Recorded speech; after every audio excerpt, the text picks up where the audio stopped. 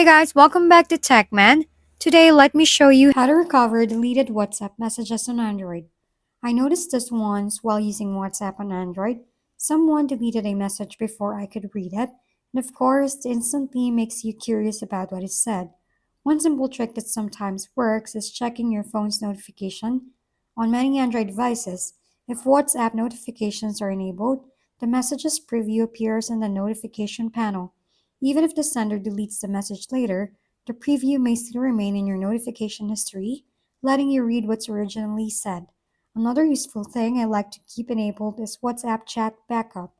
Inside WhatsApp, you can open settings, go to chats, and then tap chat backup to create backups of your conversation.